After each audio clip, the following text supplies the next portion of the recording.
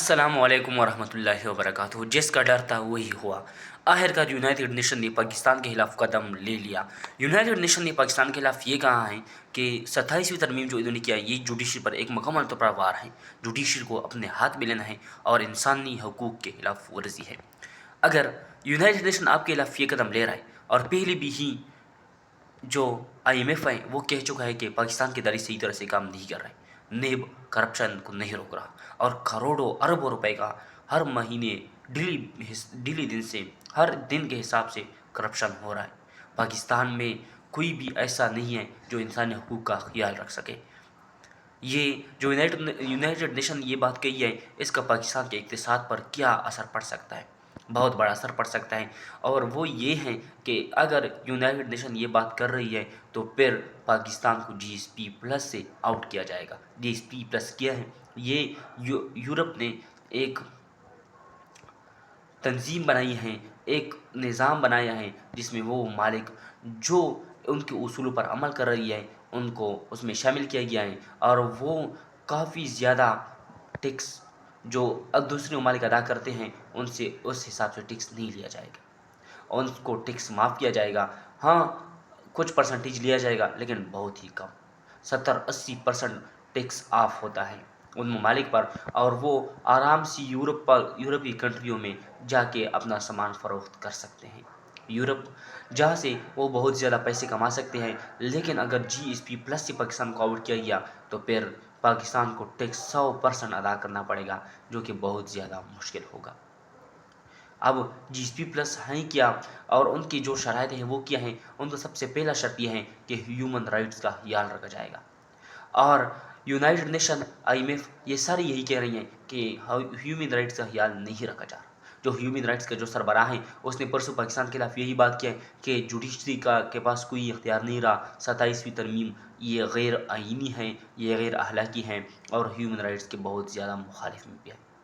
اور اس کے علاوہ جو اس کا جو دوسرا جو سسٹم ہے وہ یہ ہے کہ جوڈیشری مکمل طور پر آزاد ہوں، جو کہ پاکستان میں آزاد نہیں ہے، ان کا یہی کہنا ہے، جس کی وجہ سے وہ اس کے خلاف بھی قدم اٹھانا چاہتے ہیں، اور ان کا قدم یہی ہوگا کہ GSP+ سے پاکستان کو آؤٹ کیا جائے۔ جو تیسرا اہم چیز ہے وہ یہ ہے کہ کوئی بھی جو ملک GSP+ میں رہنا چاہتا ہے ان کے لیے یہ بات ضروری ہے کہ وہ اپنے ملک میں کسی کو بھی آئین سے بالاتر نہ کر دے، اور پاکستان میں جیسے کہ 27ویں ترمیم کے بعد بالاتر ہو چکے ہیں کچھ لوگ، کچھ عہدے ایسے ہیں، آرمی چیف کا عہدہ ہے، وزیر اعظم کا عہدہ ہے، جو کہ اس سے بالاتر ہو چکے ہیں اور GSP+ اس کی مخالفت میں جا رہا ہے۔ تو اب اگر ایسا ہے تو پاکستان کو اقتصادی طور بہت زیادہ مشکلات کا سامنا کرنا پڑے گا۔ یہ جو 29 تاریخ کو جو ترمیم تھی GDF جو سید عاصم منیر صاحب ہیں اس کو جنرل ڈیفنس منسٹر بنا رہے تھے کہ اس کے پاس ڈیفنس کے سارے اختیارات اس کے پاس ہی ہوں گے، لیکن 29 تاریخ کو یہ شہباز شریف چلے گئے اور پھر یہ دوحہ چلے گئے، قطر، پھر سعودی عرب بھی چلے گئے، پاکستان یہ ڈائریکٹ نہیں آئے۔ اس کی وجہ یہی تھی کہ اس پر میں سائن نہ کروں اور یہ میرے غیر موجودگی میں یہ سارا کام ہو جائے، اور نائب وزیر اعظم اسحاق ڈار صاحب اس پر سائن کر لے، کیونکہ اگر یہ سائن کر لیتا تو پھر اس کے خلاف بھی ہو سکتا تھا کہ مستقبل میں یونائٹڈ نیشن اس کے خلاف قدم اٹھا لیتا کہ آپ نے غیر آئینی کام کیا ہوا ہے، آپ نے ہیومن رائٹس کے خلاف کام کیا ہے، لہٰذا یورپ جانے پر آپ پر پابندی ہے۔